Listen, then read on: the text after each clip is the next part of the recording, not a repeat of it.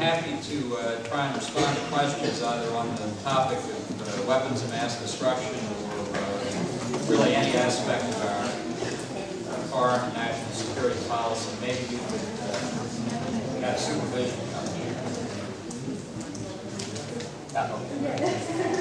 Maybe you could just identify yourself and give your name and your affiliation if you're part of the college, or just wherever you're from. So, okay? Sophomore here.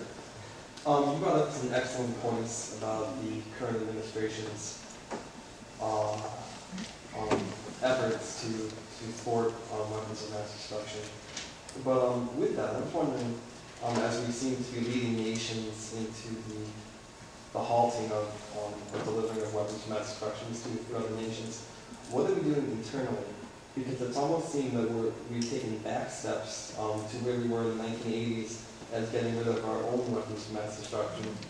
The last time I checked, I think we had enough nuclear weapons for ourselves to blow up the world 48 times over. So, I mean, if we have these huge stockpiles in these secrets that regularly are leaked to other nations, then wouldn't that almost be like a double standard that we're saying to other nations that, I mean, this is a bad thing to have this, but yet we're only increasing with what we have? Well, in fact, we're not increasing what we have. One of the significant achievements that President Bush accomplished early in his administration in May of 2002 was signing the Treaty of Moscow with the Russian Federation, and the treaty embodies the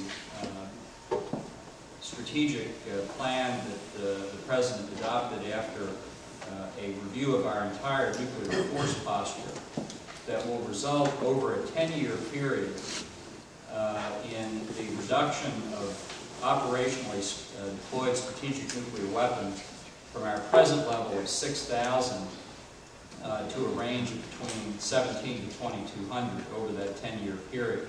The Russian Federation committed to do the same. So in fact, in terms of actually deployed nuclear weapons, our plan is to reduce it by 2/3 over a 10-year period, which is qualitatively one of the most significant reductions we've ever made. It is certainly the case that both the United States and the Russian Federation have a substantial capacity to build nuclear warheads. We have no plan at the moment to increase the number we have. In fact, our nuclear weapons facilities are now engaged in almost entirely in the dismantling of our nuclear weapons. And as long as the international strategic situation continues in its current posture, we think that the range between 17 to 2,200 operationally deployed warheads at the end of the 10-year period that I mentioned should be sufficient to protect us. So it's not accurate to say our capacity is going up. Our capacity in terms of actual warheads will be going down. In the back. Mike Long, Religious Studies. It seems that the missing elephant, or the elephant that's hiding in the room somewhere here in the corner, is the use of faulty intelligence regarding WMD. Were you duped by faulty intelligence as the rest of the administration was? And if so, how do you correct that? Well, nobody was duped by phony intelligence. Let's assume we're talking about Iraq, which is one of my favorite subjects. I believe history will record that the elimination of Saddam Hussein's regime and the elimination of the threat that he posed will be one of the administration's most significant achievements. What we believe and what we still believe is that this regime, which has used gas and other chemical weapons against its own citizens, used gas against Iran during the Iran-Iraq War, systematically acquiring capabilities beyond any other country in the nuclear, biological, and chemical field, and in the field of ballistic missiles to deliver them, posed a threat in the Middle East, a demonstrated threat to our interests and those of our friends and allies.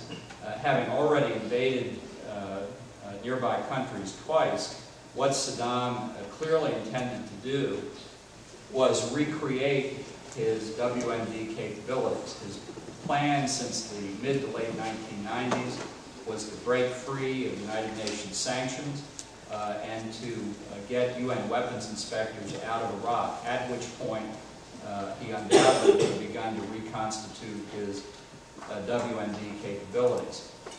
That is the conclusion in 3 volumes of Charlie Belfer's study. That is the reason why over a 10-year period, Saddam Hussein kept in place over 1,000 nuclear weapons scientists and technicians, kept them on his payroll, kept them together. He called them in speeches his nuclear mujahideen. His clear intention in preserving this body of scientists and technicians was once free, once able to do so through oil revenue, unsupervised in any way. Not just the inadequate way the UN supervised the oil for food program, but unsupervised in any way, he would have recreated a nuclear weapons program. Are you claiming that... Can I finish my answer? Sure, yeah. One of the principal bases for the belief that Saddam Hussein had nuclear weapons, had chemical weapons, was his own declarations. After the 1991 war, he declared stocks of chemical agent in very substantial quantities. The UN weapons inspectors were unable to find these chemical agents through 6 years of searching. When they repeatedly asked Saddam and his agents where the chemical weapons were, the Iraqis claimed that the weapons had been destroyed, that the chemical agent had been destroyed. The UN weapons inspectors asked for documentation of that fact. We're dealing with very toxic, very dangerous materials that, for safe disposal, have to go through complex technological and chemical processes. The Iraqis could produce no records and no evidence that they had ever destroyed this massive amount of chemical agent that they themselves had declared. That was true up until the UN weapons inspectors were thrown out in 1998. When the second UN weapons inspection force, UNMAVIC, was sent back in, the Iraqis were asked the same question, and they gave the same answer. Hans Blix, the head of UNMAVIC, who had been very critical of the United States in a lot of respects, Hans Blix said publicly that the Iraqi explanation that it destroyed the chemical weapons without records was not credible. And he said, his exact words, "That stuff isn't marmalade. You don't destroy it without records." And the Iraqis never supplied the records. To this day, we don't know where those chemical agents are. So a lot of the material was based, given Saddam's own declarations, given his consistent record of denial and deception, concealment and harassment of UN inspectors, it was certainly a permissible inference, and in fact an inference that nobody challenged before the war, that the chemical agent was likely hidden from the UN weapons inspectors. Now, the point about the war itself seems to me to rest on 2 fundamental precepts. Maybe you agree with it, maybe you don't. One precept is that people should pay attention to UN security resolutions. How do you feel about that one?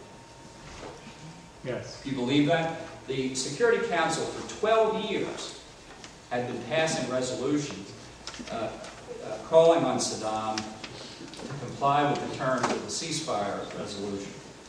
He had consistently refused to do that.